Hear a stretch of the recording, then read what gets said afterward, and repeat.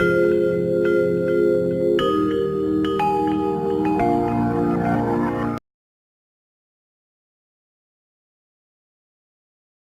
my dear students, welcome to the world of sociology.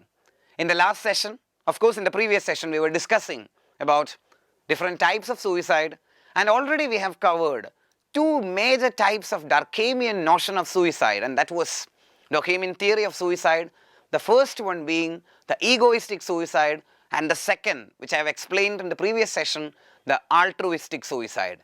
Today I will be dealing with another important form of suicide, perhaps which had created reverberations in the academic domain of sociology, as the term itself has a Mertonian connection, has a connection with R.K. Merton, and the term is anemic suicide. But much before Merton, it was Durkheim, was one of the founding fathers of sociology, who employed the term anomie, which was later expanded by Robert K. Merton. What is anomie actually? Perhaps in our life also, there are many occasions and there are many instances where we also may be going through an anemic type of situation. Anomie is a state of normlessness. It can be rightly designated as a state of lawlessness that prevail not only in the society but also in the psychological makeup of every individual. When such a state of affairs eventually emerge, the individual would be facing a crisis. We know very well that all countries of the world, including India, had went through situations of economic crisis, situations of cultural crisis, situations of social crisis. When the country, when the society, or even the individual, who himself is a cross section of all these, is experiencing a crisis-like situation, say a situation of a breakdown, a situation of a normlessness or lawlessness, eventually that individual may feel that he is hopeless, he is despairing, and he lives a futile life. In such a state of affairs, Durkheim argues, or Durkheim states empirically, that an individual may have a potential, may have relatively high chances to commit suicide, and such forms of suicide can be rightly designated as anemic suicide.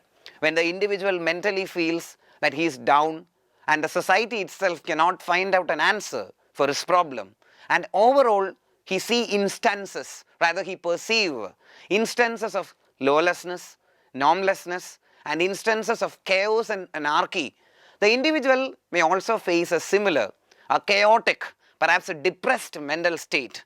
And such a mental state, perhaps, that maybe the contribution of the society itself may force the individual, rather may coerce and compel the individual to commit suicide. This is the third form of Durkheimian version of suicide, and that is anemic suicide. I am taking you to a country which is torn by war, which is affected by internal civil rebellion or civil war. In such a country, say for example Syria, which was going through a similar state of affairs, in such a country, people may be facing a similar crisis. They may not be having enough food to eat, the economy is in doldrums, they may not be having jobs to do, there is unemployment everywhere, there is poverty, and above all, there is no politically capable mechanism to deal with all these problems. So there is a general condition of despair, there is a general condition of hopelessness that prevail in these countries, which eventually compel a number of people to commit suicide or to end their lives because they feel it is pointless, it is futile, and it is meaningless to live in such a state of affairs.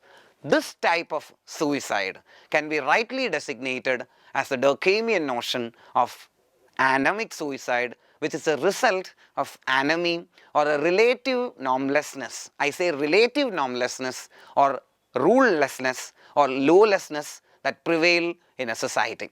Thank you.